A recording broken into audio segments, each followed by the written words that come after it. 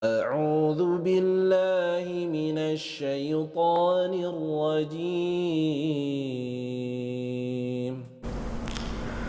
بسم الله الرحمن الرحيم. السلام عليكم ورحمة الله وبركاته.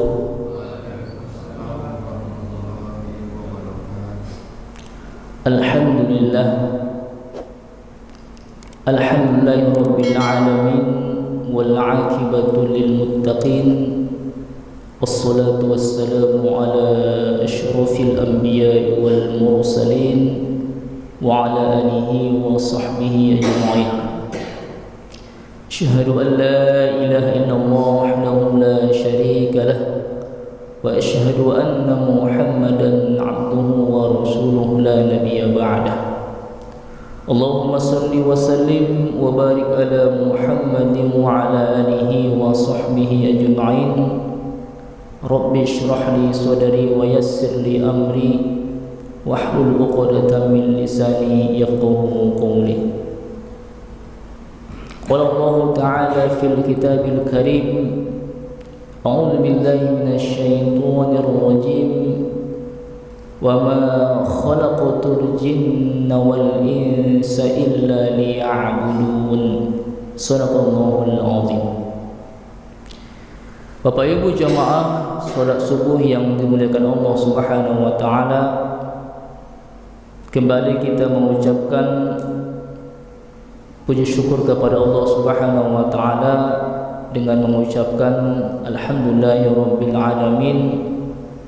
Di subuh yang mulia ini Allah Subhanahu wa taala masih melimpahkan rahmat, hidayah, kenikmatan kepada kita bersama, sehingga kita masih bisa melaksanakan salah satu kewajiban kita, yaitu melaksanakan solat subuh dengan berjemaah. Kemudian salawat dan salam tidak lupa kita sampaikan kepada Nabi kita yang mulia, yaitu Nabi Rasulullah Muhammad sallallahu alaihi wasallam, dengan mengucapkan Allahumma sholli ala sayyidina Muhammad wa ala alihi sayyidina Muhammad. Mudah-mudahan kita yang menjadi pengikutnya yang setia, menjadikan Rasulullah Muhammad SAW sebagai contoh teladan dalam segala aspek kehidupan, di hari kemudian nanti kita diberikan syafaatnya. Amin ya rabbal alamin. Bapak Ibu jamaah yang dimuliakan Allah Subhanahu wa taala, kalau kita lihat kehidupan hari ini, Al-Fakir berani mengatakan bahwa hari ini kurang lebih sama dengan di kehidupan jahiliyah zaman dahulu. Ya, di kehidupan hari ini, di era hari ini, dari ciri-ciri, dari tanda-tanda, ada kemiripan kehidupan zaman jahiliyah, di mana di zaman itu Islam itu belum lahir. Dengan zaman hari ini Islam sudah lahir. Nah, apa ciri-ciri yang paling utama? Nah, kalau kita lihat di masa Islam sebelum lahir, itu segala aspek kehidupan itu, ya, dari sisi mana kita lihat kehidupan di masa jahiliyah itu serba rusak dia. Artinya kerusakan itu terlihat misalnya di bidang sosial. Siapa yang kuat, dia yang berkuasa. Siapa yang kaya, dia yang terpandang. Semua rusak. Siapa yang memiliki kekuasaan, dia yang ngatur. Nah, hari ini kurang lebih juga sama. Biasanya di masa siapa yang ekonominya lebih tinggi di sebuah daerah ataupun di sebuah, katakanlah di sebuah komplek misalnya, itu biasanya lebih terpandang daripada yang kurang ekonomi.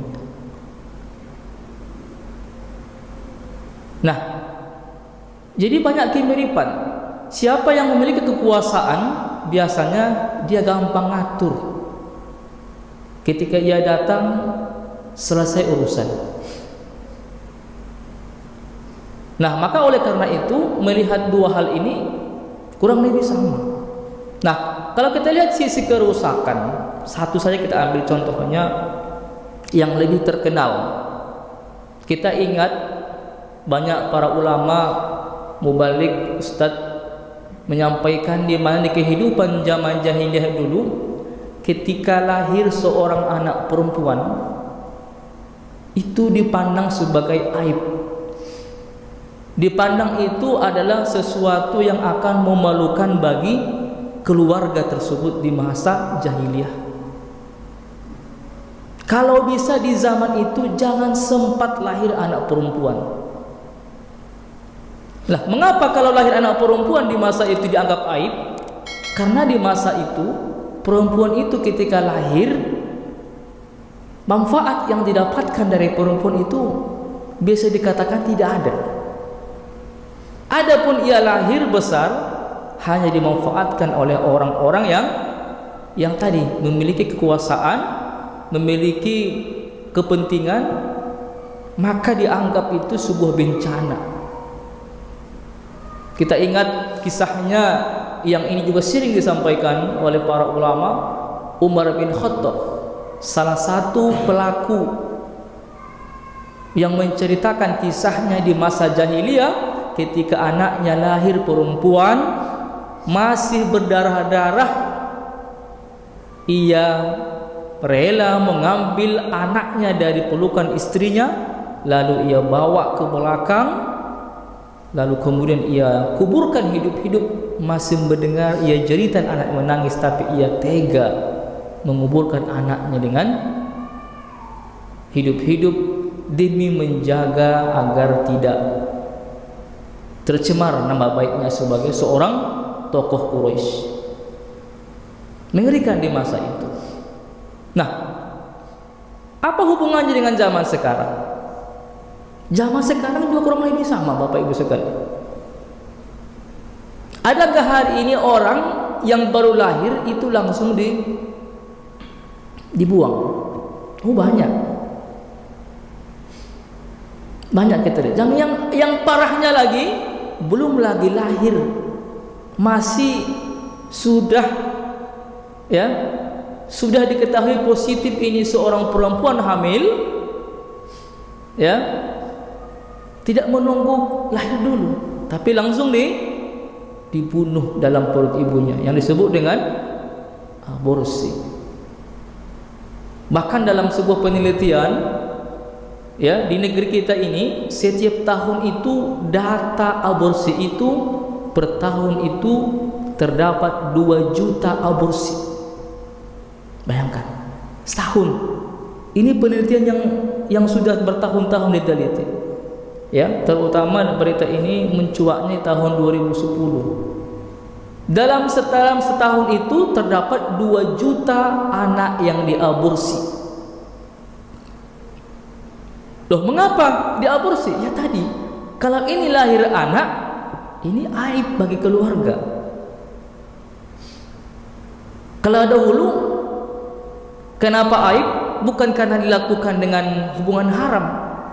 Hubungan mereka memang sudah suami istri, tapi hari ini biasanya dilakukan karena hubungan haram, hubungan zina. Nah, ini yang hari ini ada kemiripan. Nah, sehingga kaum muslimin berbahagia, kalau kita kembali kepada hakikat kehidupan kita manusia, yang mana kita ketika Allah ciptakan itu punya namanya misi. Apa namanya Bapak Ibu? Punya namanya misi, tujuan. Nah, ketika tujuan ini dihubungkan dengan kehidupan hari ini, apa tujuan sebenarnya manusia diciptakan?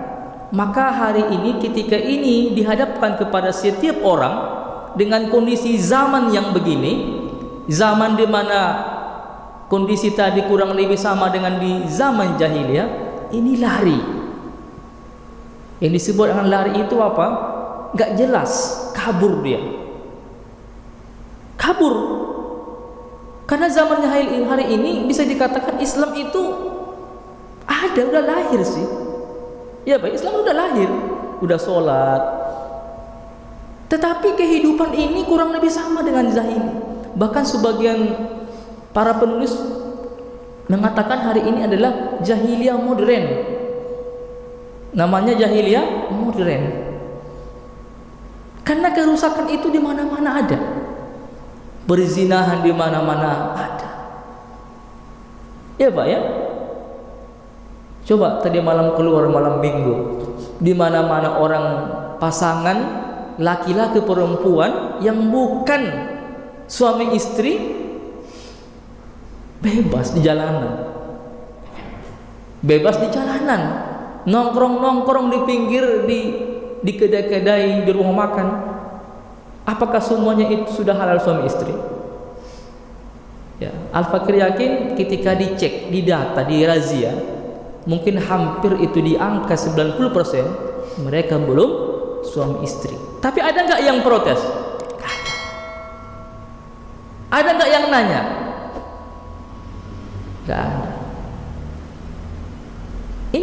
Ini fakta. Nah, maka ketika kita kembali ke tujuan, apa tujuan manusia? Kabur jadinya. Nah, maka disinilah kita harus bisa kembali bagaimana caranya kita ini paham supaya kita ini sebagai seorang muslim dengan kondisi zaman hari ini ketika dihadapkan dengan tujuan, apa sebenarnya tujuan Allah Subhanahu wa taala yang Maha Pencipta itu, ya, menjadikan kita sebagai manusia. Coba kita merenungkan diri kita hari ini, sudah usia mungkin 40 tahun, sudah usia 50 tahun, sudah usia 20 tahun. Apa sebenarnya tujuan kita Allah ciptakan? Nah, ini renungan kepada seluruh manusia, enggak hanya muslim, manusia semuanya. Karena Allah berikan namanya akal. Akal itu fungsinya apa? Mempertimbangkan mana yang baik, mana yang buruk. Ia menjadi panglima dalam diri dia. Nah, maka kalau kita kembali menanyakan kepada diri kita, apa tujuan Allah Subhanahu wa taala menciptakan kita? Dalam hal ini, ya, kita sebagai seorang muslim, ya, tentu kita tidak menjadikan akal kita ini saja atau akal dengan hawa nafsu kita untuk menentukan tujuan. Tidak mampu kita, Bapak Ibu sekalian. Nah, kalau kita ditanya langsung secara pribadi, apa sih tujuan? Misalnya ada sebuah survei, misalnya survei ataupun penelitian, apa tujuan Anda diciptakan oleh Allah Subhanahu wa taala? Dengan kita ditanya secara akal, maka jawaban ini akan beda-beda. Jawabannya akan berbeda-beda dari orang ke orang. Sehingga ketika ditanya tujuan, maka tidak layak, tidak pantas manusia menentukan tujuan hidupnya. Tidak bisa. Kenapa? Ya tadi berbeda-beda. Apalagi di antara manusia itu ada yang menentukan tujuan dengan perasaan. Nah, ini bahaya dengan perasaan. Maka berpikir nggak boleh dengan perasaan. Nah, kalau kita contohkan perasaan gimana? Tujuan saya diciptakan Allah, ya rasa-rasanya ya untuk jadi orang baik lah. Nah, itu kan rasa-rasanya. Ya rasa-rasanya kayaknya bekerja lah, karena hari ini orang semua bekerja. Ada yang mengatakan ya untuk beribadah, ya banyak-banyak sholat lah. Ingat mati gitu kan. Tidak usah pikirin dunia, dunia ini sementara. Jangan terlalu sibuk dengan pekerjaan. Pokoknya fokus ibadah. Disering di masjid. Jangan sering ke masyarakat. Masyarakat rusak sekarang. Nah, ada seperti itu kan pemahaman. Bahkan ada rezeki itu sudah Allah jamin, gak usah khawatir, di rumah saja rezeki itu datang sendiri ke rumah. Nah, ada yang mengatakan tujuan itu ya untuk bekerja, cari uang. Apalagi sekarang mencari yang haram saja susah gitu kan, apalagi yang halal. Tujuan kita ini bekerja, wujudkan impian masing-masing.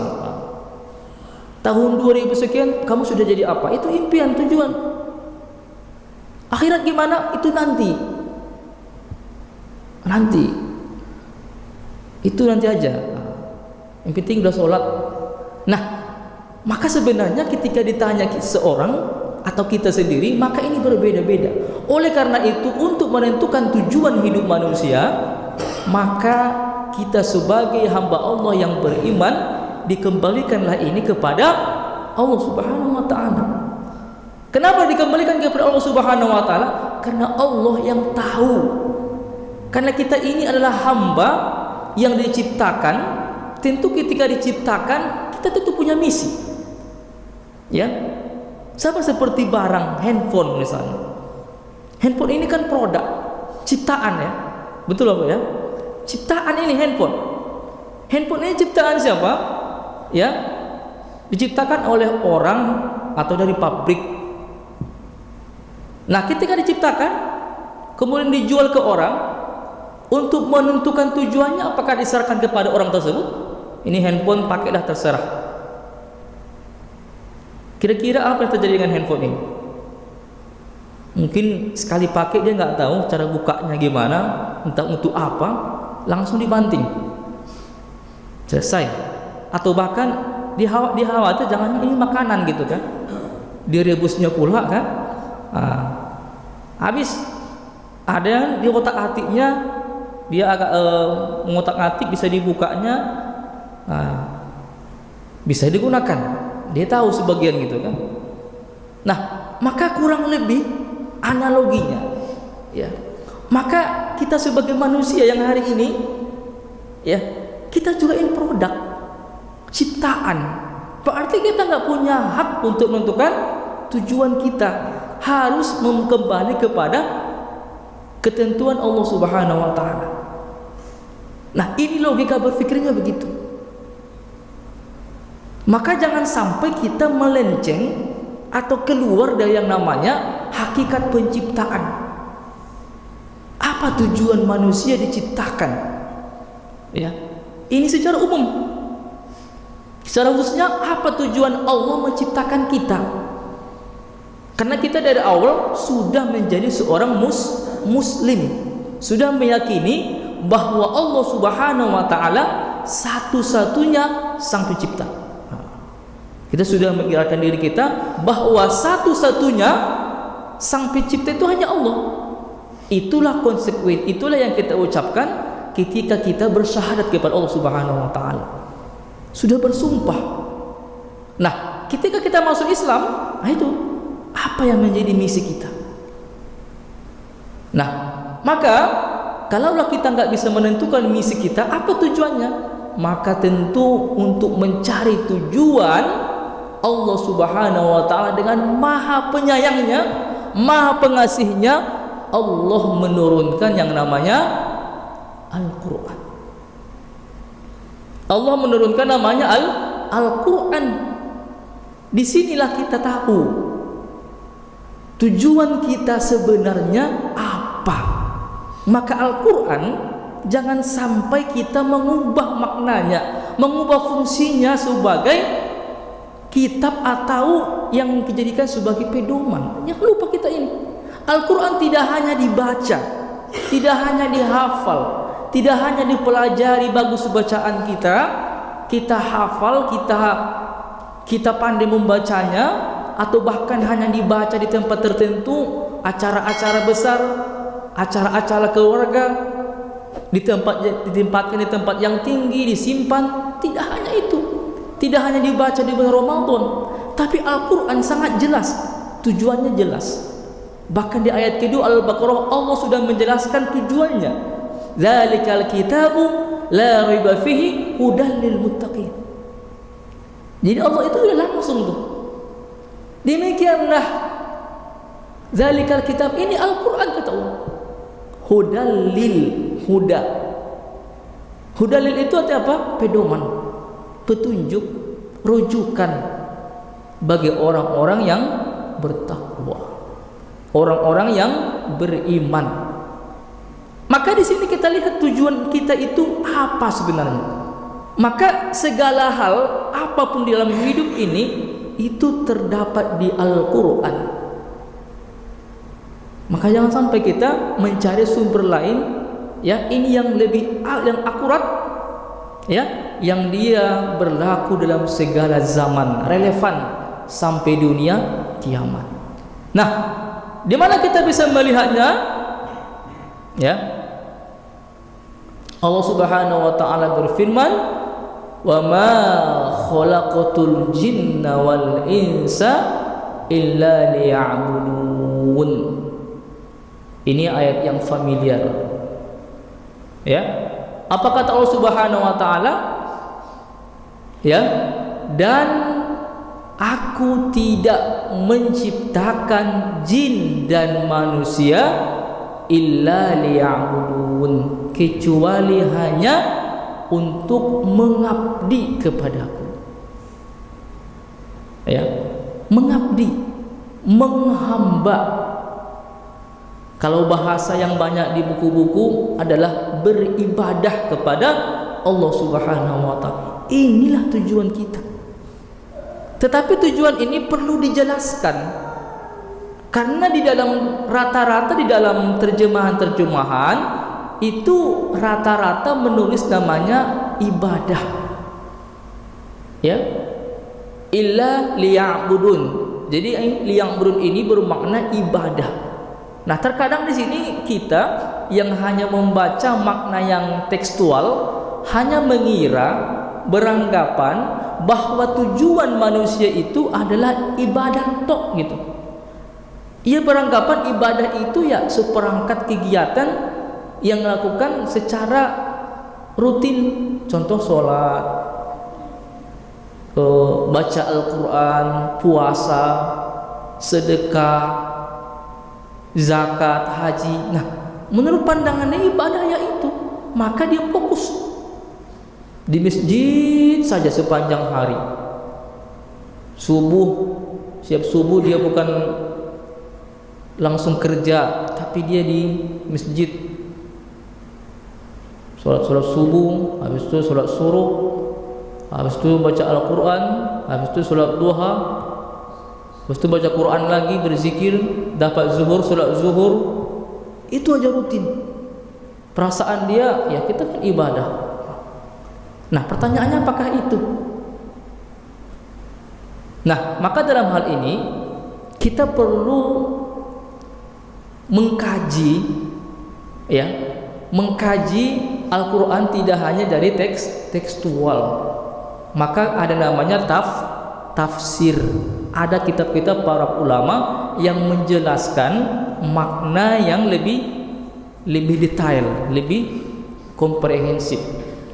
Nah, kalau kita lihat dalam kitab Muhit yang ditulis oleh Al-Firus Abadi, yang mengatakan, ya, bahwa makna dari ibadah itu secara bahasa itu adalah ketaatan kepada Allah Subhanahu wa taala dengan melaksanakan perintah dan menjauhi larangannya.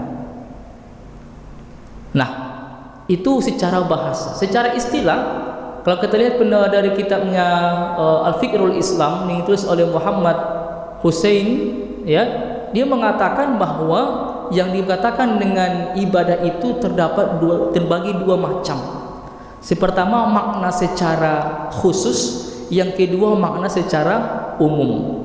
Nah, yang dimaksud dengan secara istilah dengan makna khusus adalah ibadah itu adalah bentuk ketaatan, ya, kepatuhan kepada Allah dalam melaksanakan perintah larangannya dengan hubungannya kepada Allah berupa sholat, contohnya ya, zakat, baca Al-Quran, infak, sedekah. Itu tujuan ibadah. Namun di dalam secara umum beliau menyampaikan bahwa makna ibadah itu adalah suatu bentuk, ya, keterikatan seseorang kepada hukum-hukum Allah. Keterikatan. Artinya apa?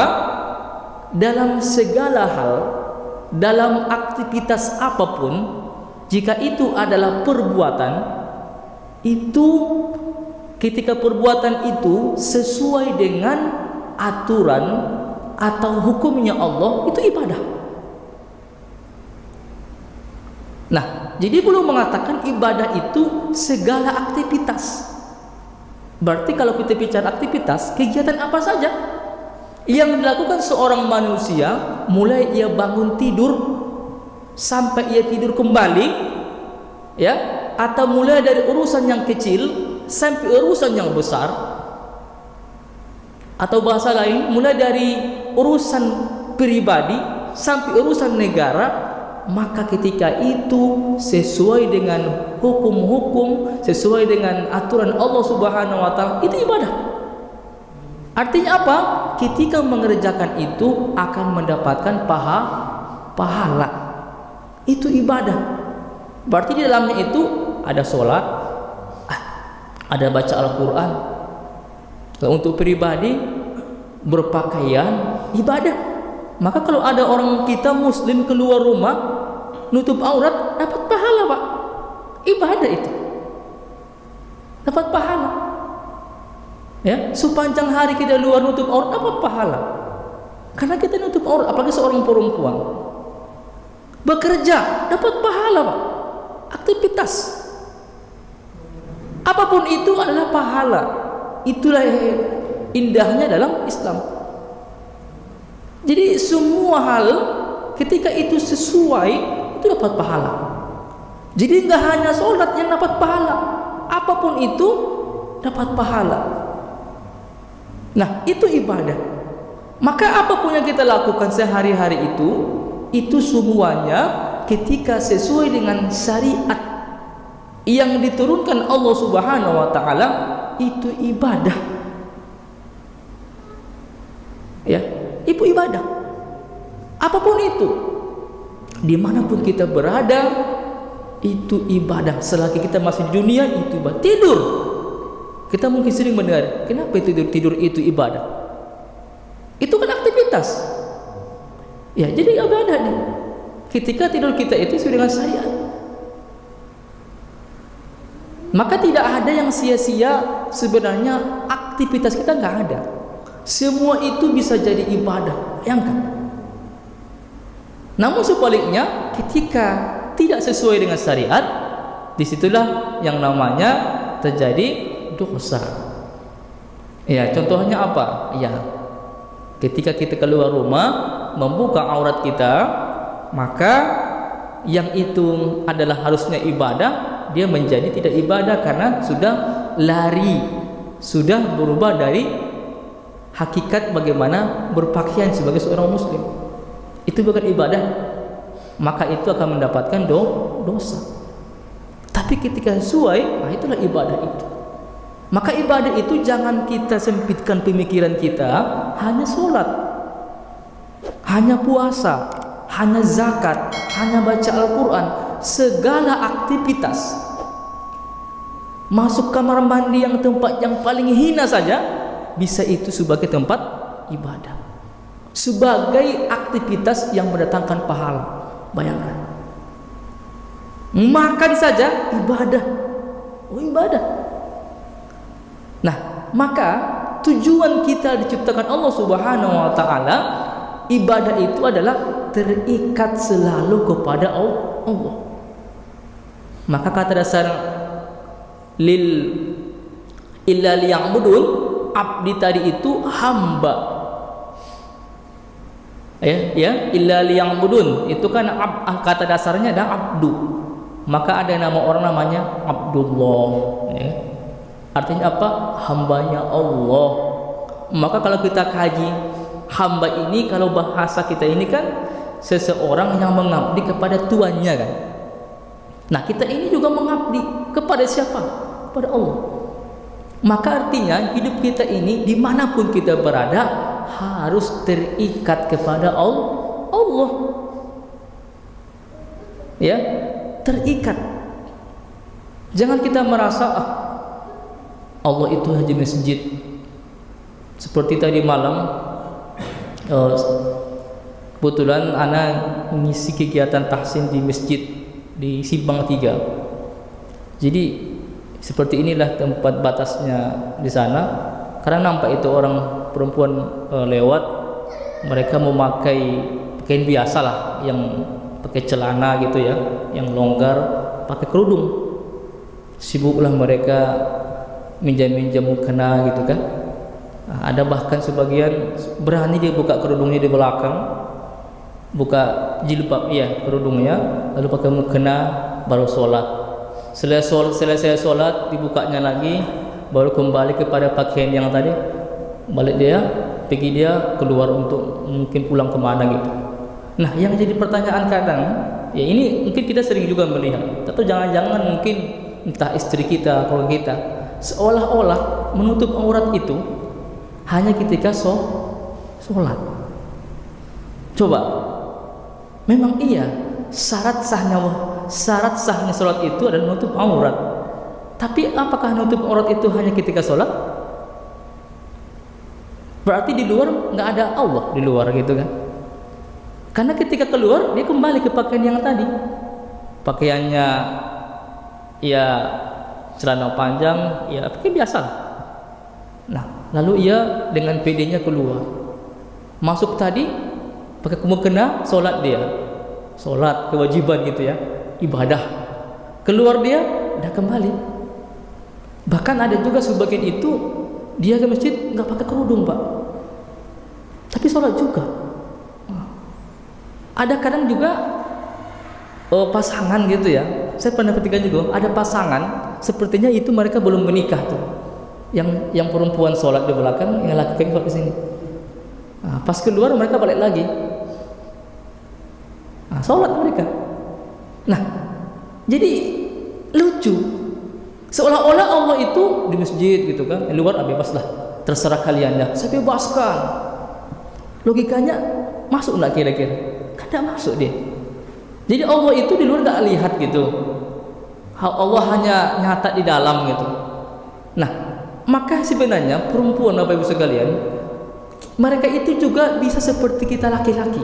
Kalau kita kan keluar dari rumah, misalnya sholat di luar misalnya, pakaian kita pakaian biasa lah ya, celana panjang, baju terserah, mau kaos, mau jubah, mau apa, mau sholat zuhur atau sholat apa, kita langsung sholat kan, bisa. Nah, ibu-ibu kadang repot pak.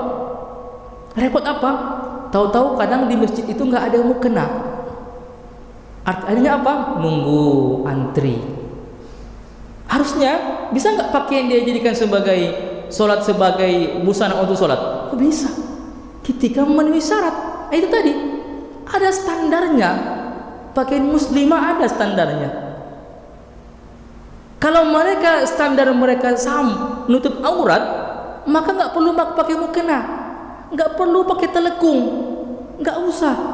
Cukup yang dipakai kayaknya itu bisa sholat. Karena hanya orang Indonesia lah yang pakai telekung pak. Orang-orang yang dari negeri, apakah mereka pakai mukena? Oh enggak. Apa yang mereka pakai? Mereka memakai yang namanya pertama adalah kerudung, yang kedua jilbab. Nah, untuk khawatir nampak betisnya, mereka pakai kaos kaki. Ya, ini pakaian muslimah. Maka kemanapun ia pergi, ketika masuk sholat, ia dengan santai dia sholat.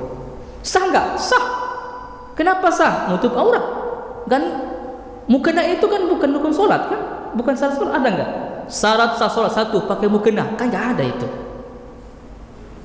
Nah, ini yang hari ini yang kaum muslimin terutama yang perempuan kabur pemahamannya.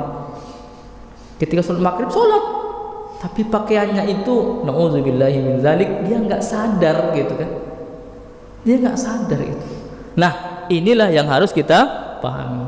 Nah, jadi itulah maka di zaman hari ini yang tadi sampaikan, zaman jahiliyah modern ini, jangan lupa Bapak Ibu sekalian, tujuan kita itu adalah menghamba selalu kepada Allah. Menghamba selalu sampai Allah cabut nyawa kita. Jangan lupa tugas kita selalu terikat. Maka Rasul memberikan pesan kepada kita bahwa dunia ini dunia yang fana ini adalah seperti penjara. Ya, ad-dunya sijnul mukmin wa jannatul kafir, kata Rasul.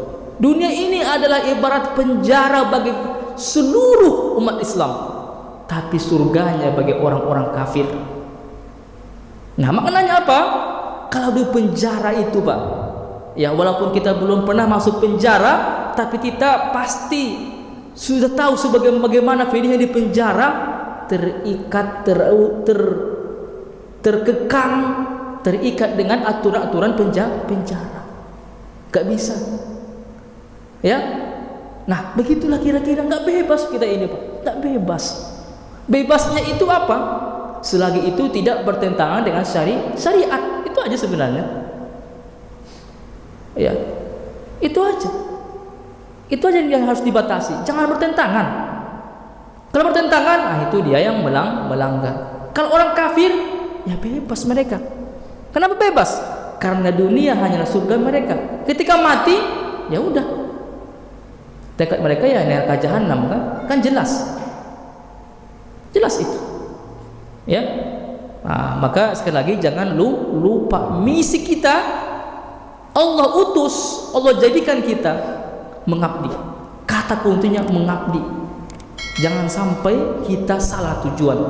Kalau salah, maka yang terjadi kita akan menjadi orang-orang yang merugi, atau bahkan kita sampai meninggalkan agama ini menjadi orang kafir. Maka kita akan sama tempatnya dengan orang-orang kafir lainnya. Baik, demikian mungkin yang dapat Al-Fakir sampaikan. Mudah-mudahan pertemuan kita ini mendapatkan barokah, dan juga mudah-mudahan Allah Subhanahu wa taala selalu memberikan kepada kita istiqomahan untuk selalu di dalam agama yang mulia ini. Demikian, Assalamualaikum warahmatullahi wabarakatuh. Baik, jika ada yang perlu dipertanyakan, dipersilakan. Oh ya. Waalaikumsalam.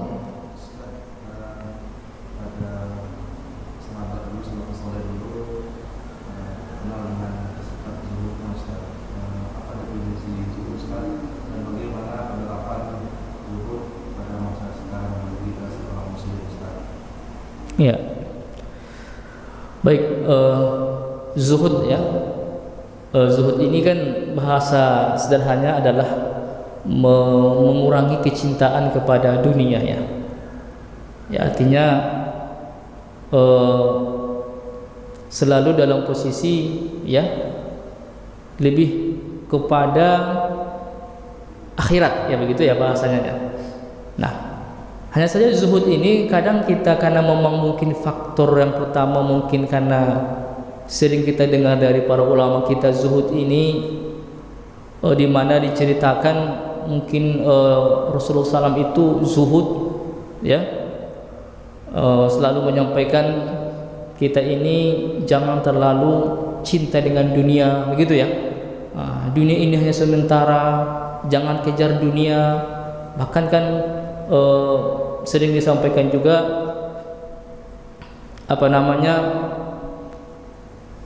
bahwa dunia ini tidak bisa kita jadikan, jangan sampai dunia ini menjadi tujuan kita, begitu ya. Jangan sampai dunia tujuan kita. Nah, maka bagaimana kita mendudukkan yang namanya zuhud ini? Ya, Al-Fakir memberikan pendapat di sini, zuhud ini bukan berarti dunia ini seolah-olah menjadi nomor 3 ataupun menjadi sesuatu yang kita anggap hina. Jangan sampai. Artinya jangan kita merasa gini, umat Islam itu enggak perlu kaya, begitu ya. Enggak perlu kita ini kaya, enggak perlu kita ini harus punya jabatan. Jangan kejar dunia, kejar akhirat. Nah, tunggu dulu. Jangan dulu langsung ke sana. Maka nanti kaum muslimin nggak ada yang mau jadi kaya, nggak ada yang mau jabatan, gitu ya, nggak ada yang mau kekuasaan, begitu. Nah, jadi pengertian zuhud ini artinya apa? Ya, jangan sampai kita lupa bahwa kehidupan dunia ini nggak selamanya.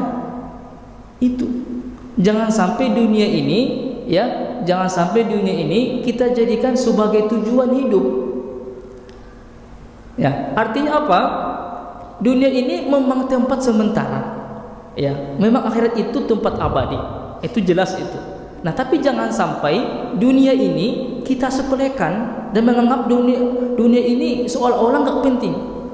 Nah, ingat bahwa dunia ini memang sementara, tapi dunia inilah penentu bagaimana kehidupan akhirat.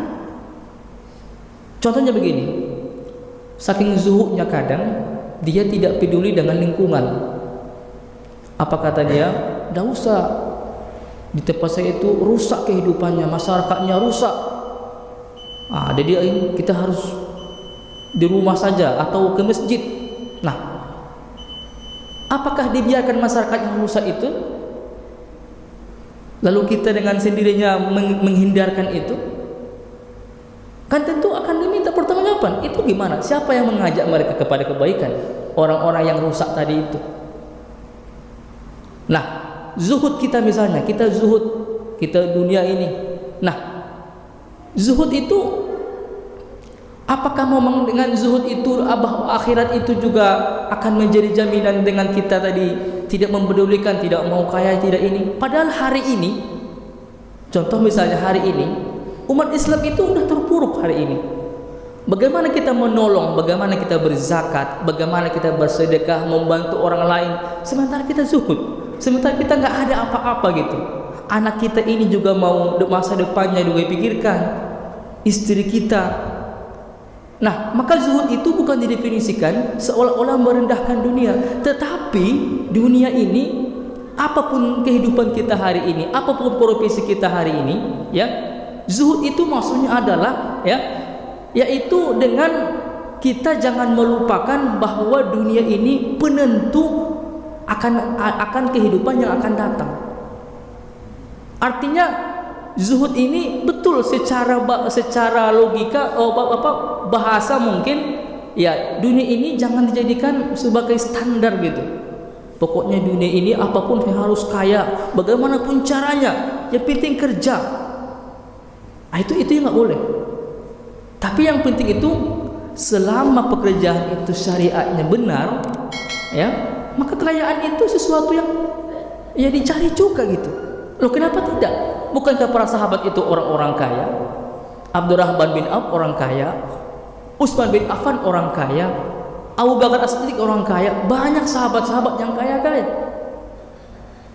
Nah, ada nggak mereka yang kurang kaya? Ada juga. Tetapi apakah mereka itu tidak mementingkan dunia? Mementingkan dunia. Apalagi ketika musim perang, terutama ketika musim perang apa yang ke Romawi itu, perang Tabuk. Itu Rasulullah kurang senjata, maka Rasul mengumpulkan para sahabat, wahai para sahabat-sahabat, kita butuh ini perlengkapan perang. Siapa yang mau berinfak? Nah, ayo, kalau zuhud sungguh macam mana coba? Maafkan Rasul, saya sedang zuhud sekarang, nggak penting dunia, penting saya mau sholat aja. Ini mau perang, butuh kuda, butuh senjata, butuh makanan. Nah, maka di masa itu ada para sahabat, Utsman bin Affan, ya Rasulullah, saya siapkan 100 ekor kuda, lengkap dengan baju perang, dengan alat perang. Datang para sahabat lain, saya infakkan ini ya Rasulullah. Di masa itu untuk perang itu infak dari para sahabat. Bahkan kita dengar infaknya Abu Bakar. Ketika ada seruan infak dari Rasulullah, ya Rasulullah, saya infakkan seluruh harta saya untuk Islam. Bayangkan, bisa nggak dibayangkan zuhud Abu Bakar? Ya Rasulullah, saya nggak kerja, jadi saya serahkan sama Allah. Nah, jadi zuhud itu jangan dipandang kita ini menjadi pengemis, menjadi apa lagi? Menjadi tidak mau peduli, jangan pikirkan materi. Allah, bukan begitu maksudnya. Jadi dunia ini adalah juga sebagai, ya, tempat kita bagaimana Islam ini harus dibantu begitu. Nah, sudah Anda ceritakan kemarin kisahnya Ibnu Hajar Al-Asqalani, seorang qadi di masa Abbasiyah, berpakaian mewah. Berpakaian mewah ditarik oleh iring-iringan kuda-kuda unta ke tempat kerja, pakaian mewah. Dia kodi, seorang hakim. Nah, bayangkan iring-iringan. Kalau sekarang mungkin pakai mobil apa yang paling mahal hari ini? Ya begitu, ada pengawalnya lagi. Jadi hari ini ekonomi itu ya bukan kita hindari, tetap bagaimana ekonomi membantu umat. Tapi ingat, ekonomi itu membantu umat kemaslahatan, bukan malah untuk pribadi. Nah, itu yang harus kita bantu. Zuhud itu pasti, tapi zuhud itu adalah zuhud yang bagaimana? Ya, zuhudnya kepada Allah Subhanahu wa taala. Artinya apa? Kita mengemis di hadapan Allah. Maknanya apa? Kita ini nggak ada apa-apanya kalau tidak Allah berikan. Tidak ada apa-apanya. Itu maksudnya zuhudnya. Jangan merasa kita nggak usah, dunia itu nggak penting. Ini berbahaya. Kalau zuhud semua, nanti kapan lagi nanti zakat fitrah, zakat mal, siapa yang ini kan? Apalagi hari ini kita kasihan, setiap masjid pinggir jalan minta sumbangan. Kasihan, Pak. Ya, saya belum pernah menemukan tempat ibadah non muslim minta sumbangan pinggir jalan. Hanya muslim itu. Nah, jadi hati-hati kita maknai arti zuhud. Wallahu a'lam bishawab. Ya, mungkin itu Reza. Ya. Assalamualaikum warahmatullahi wabarakatuh.